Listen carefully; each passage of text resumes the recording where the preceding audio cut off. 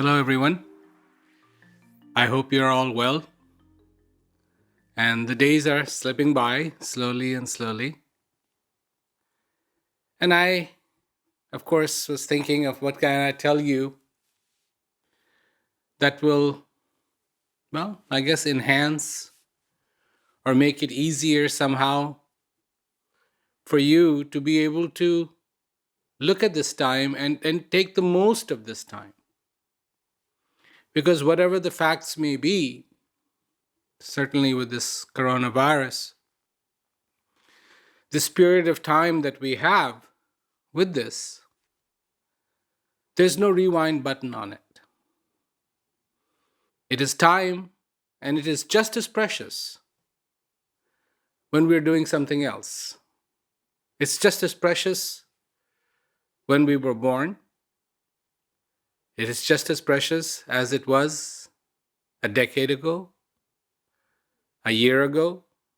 And indeed, now that we're in the midst of all this, it's still precious. So, my thinking is how can we make the most of it?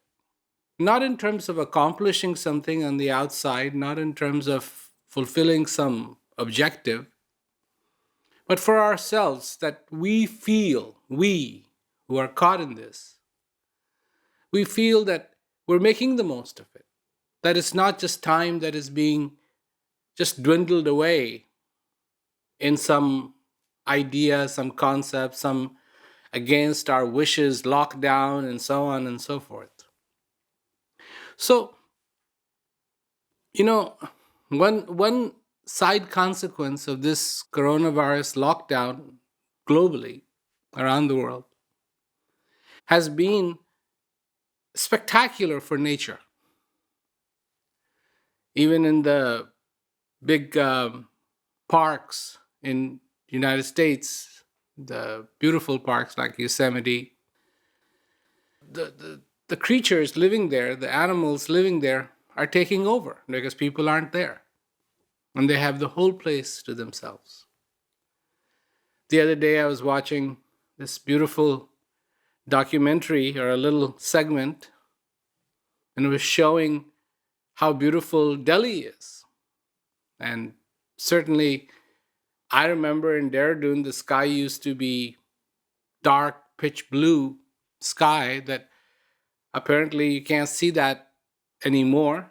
But due to this coronavirus, even in Delhi, you can see a dark, pitch blue sky, clear sky. And it's a boon for all the animals. And it's really a boon for all those things that we hold so special in our lives. A beautiful day, a sunny day, a warm day.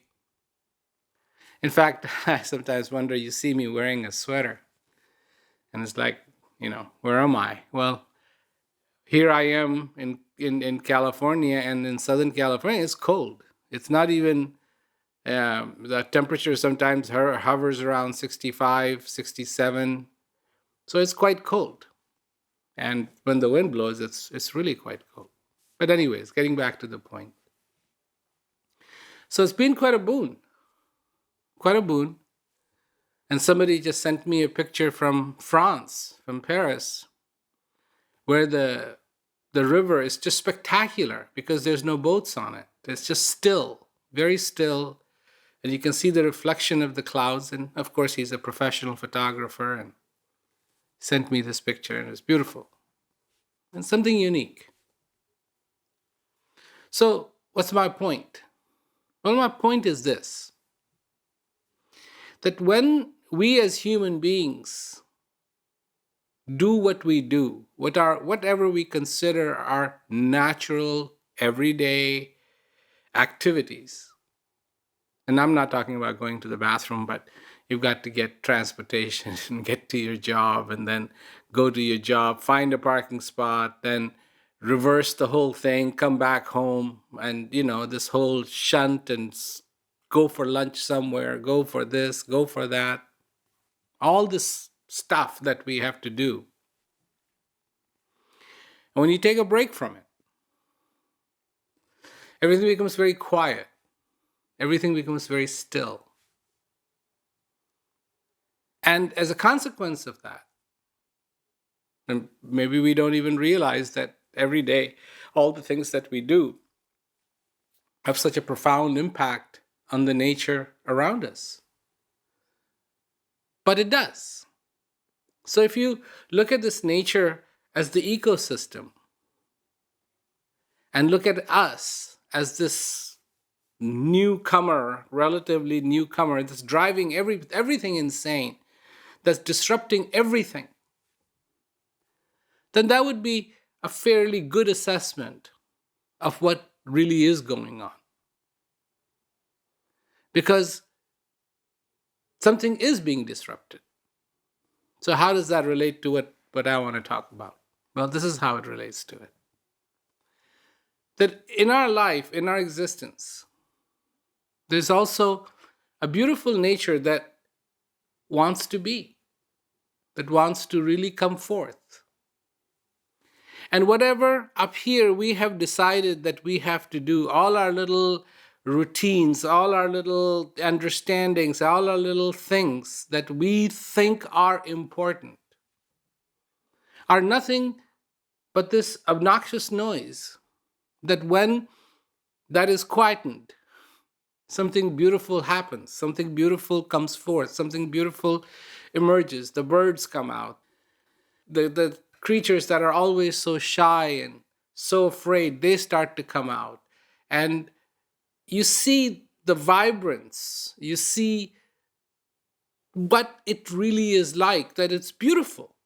That when I saw those pictures of Delhi, I was shocked because I haven't seen Delhi like that in years. Actually, I've never seen Delhi like that. And being a pilot, I've flown in India. And my goodness, the visibilities are always horrible. Whether you're coming in by airplane, whether you're flying with a helicopter, unless you get way out of Delhi, go east, way out of Delhi, then the visibilities start to come up a little bit. But in the heart of Delhi, to see this beauty, that, wow, it is really beautiful. It is something that we do that is making it not so beautiful. And so, from a practical standpoint, from a very practical standpoint, so much disruption is caused by this. All the pollution in Delhi,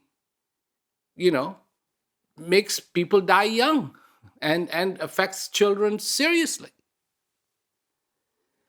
And if we were to take that and apply it to us, that all these things that we are doing without thinking of what the effect of these things is on our lives, that off we go. And we'll do this, and we will have this little thought, and we will have that little thought, and we will have this little belief. We will have that little belief. But what are the consequences? What are the consequences for us of not knowing ourselves? It is like polluting this existence, polluting the purity of what can be, of what should be. And that understanding gets very confused, gets very twisted. Because right now, because of this coronavirus, it is not a do or die symptom. It's like, no, you can't, you've got to stay in isolation. Otherwise, you're going to get sick. And all those explanations, oh, what about your job? What about going to your job? It's like, hey, no. You don't go to your job. Cool it. It is more important for you to be alive. And what can I add to that? I can add to it that it is more important for you to be healthy. Not only physically, but mentally. Within you. Not be polluted by all this pollution that we create. But have the clarity of understanding, of knowing, of joy, of fulfillment. So sometimes we wonder, why is it like this? Why is it like that? Why is this happening to me? Why is that happening to me? But we never look that we have created such a pollutive environment for ourselves inside of us. We have polluted ourselves with so many concepts. If the concept could be very, very small, the idea could be very, very small. It's like that girl in Cambodia. It was quite a few years ago. She's probably a lady by now. But that girl, at that point, she was going to school. And she's devastated because she lost her phone. That's the kind of pollution I'm talking about. That's pollution. She didn't need to be devastated. She could have gone on. But the pollution of it, just contamination from all the different ideas, it's because it's so important. From her understanding, it's so important to have that channel of communications with her friends. Where did that come from? Not certainly didn't come from when she was born. She could care less about those friends. She didn't know about those friends. But as we grow old, we allow all these things to come in. And they create immense amount of pollution, but we are not aware of that because every day we justify how we need these things. Every day we justify how this is important for us. When what is really important for us is to be in that clarity, to be in that purity of being a human being. We live in a society. And believe me, I'm not trying to put down society. I know there's wonderful things that have been done in the society. I mean, after all, so many diseases have been overcome, so many technical marvels have been created, so many things have been done. I mean, we could be on a 100-degree day out in the desert and be cool inside. I mean, all those things. I appreciate that.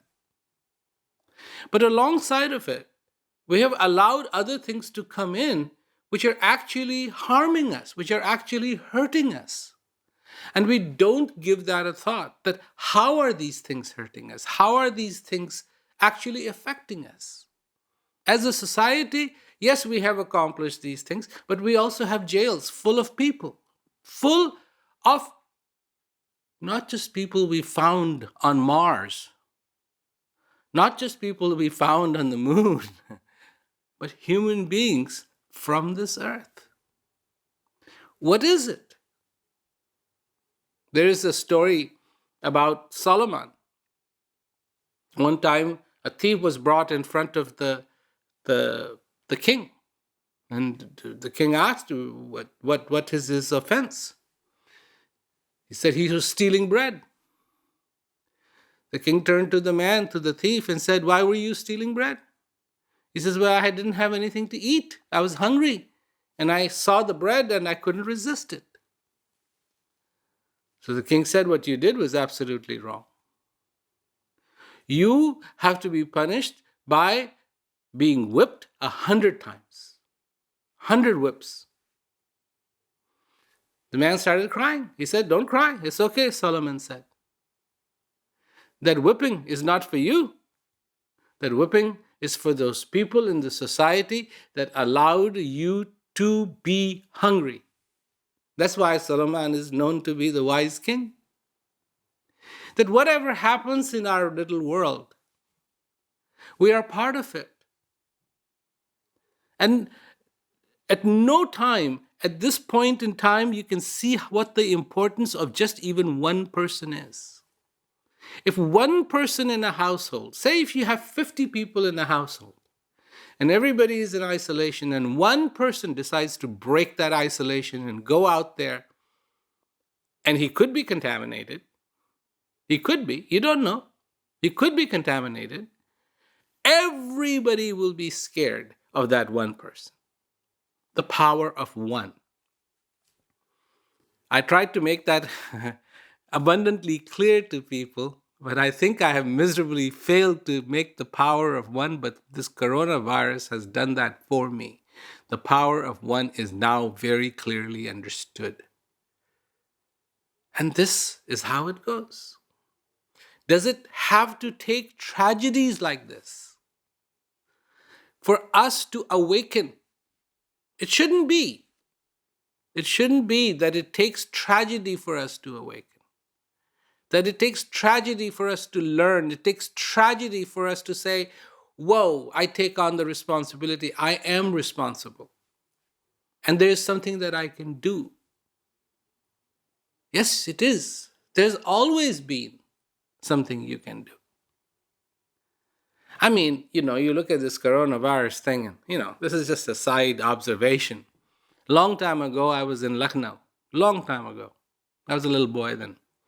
And I went to see this palace, and it was the palace of the landlord of Lucknow. And so I was told a story. And apparently it's a true story.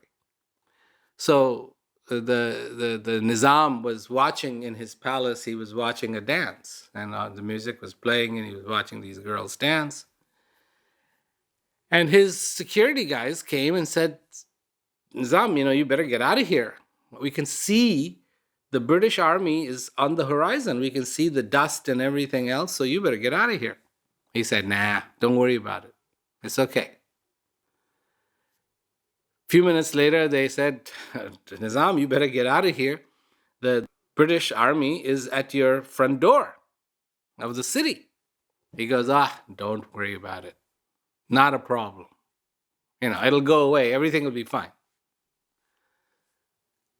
A few minutes later, they came and they said, you better get out of here.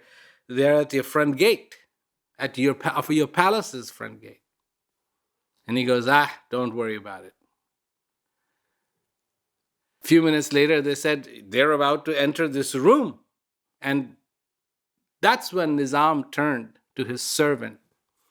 And he called out to his servant and he says, bring me my shoes.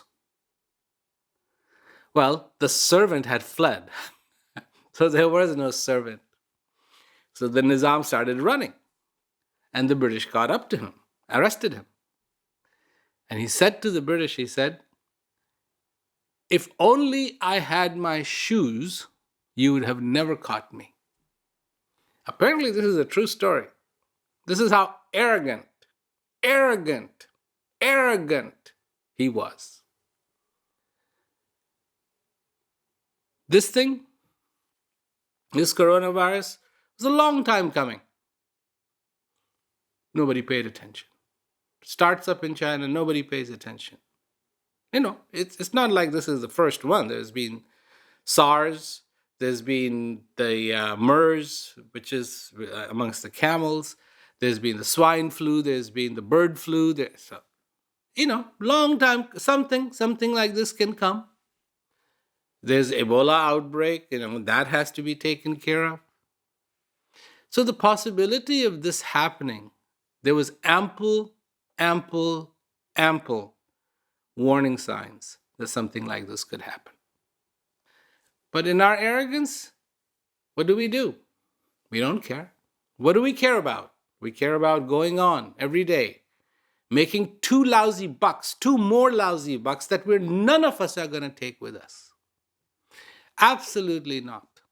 You think all this wealth that we are accumulating, we're going to take with us? Nobody can take anything with them. Consequence is we are losing so many people. It is absolutely astounding how many people have died needlessly, that those deaths could have been avoided. But it's the arrogance that does not allow you to see the obvious. And that same arrogance that doesn't allow you to see something obvious on the outside does not allow you to see something obvious on the inside. It does not allow you to see that 36,500 days is all you have, even if you live to be 100. It doesn't allow you to see that. It doesn't allow you to see that you are vulnerable, you are fragile, that you're not, made out of iron or steel. Indeed, you are a human being. And so far you are on the face of this earth, you will always be a human being. It doesn't matter what you have in your hands, whether you have a machine gun, whether you have a bow and arrow, whether you have any, it doesn't matter. You are a human being, and there should be no amount of arrogance that does not allow you to see your humanity, your frailty, you as you truly are. I hope, it's something to think about. There's nothing like you have to go out and do and press a button. There isn't a button like across the street that you have to go push. No, it's just some awakening. That's what awakenings are. They're little things that happen inside of us. The puzzle starts to fall in place. There's a picture, and that picture is all divided up into little puzzles. What is it? You can't tell. Not by looking at little pieces. You start to put pieces together. Some pieces go together very easily. Some pieces don't go together very easily. There is a picture. Once all this puzzle is put together properly, not forced, properly, there is a picture. And you will see that picture, and perhaps you will even enjoy that picture. It's the little awakenings that need to happen for us to be fulfilled. This is what I'm talking about. I'm not talking about, pain and torture. I'm talking about joy. I'm talking about fulfillment. As a human being, all the things that we are trying to accomplish, we will not be able to accomplish. Look, in history, we will be chastised for our arrogance. We had so much going for us, and at the end of the day, what happened was this pandemic. Is that what we want? Is that how we want to be remembered in history? Or do we want to be celebrated? That these human beings were wonderful. They came together. They had made good preparations. It is in the time of plenty. It is in the time of plenty that you prepare for the times of bad, of scarcity, of the famine, of the drought. It is in the time of plenty that you prepare for it. But when the whole humanity is sunk in greed and not looking at the obvious, then unfortunately it's going to be, if I only had my shoes, you would have never caught me. I remember that story. It was that guy for real? But he was. That's the way people used to be. They were incredibly arrogant.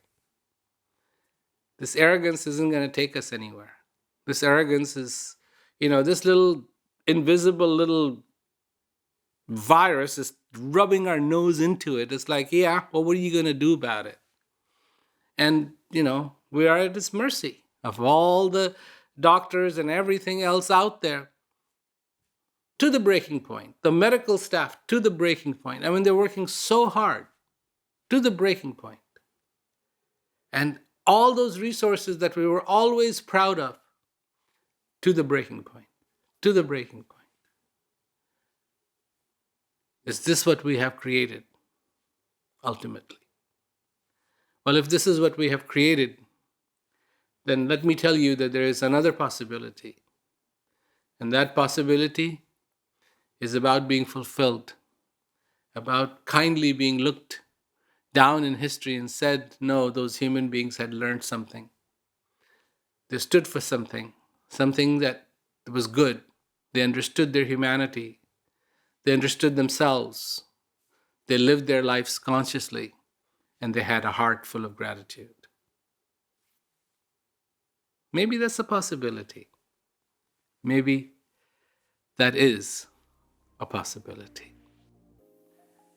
Be well, be safe, be.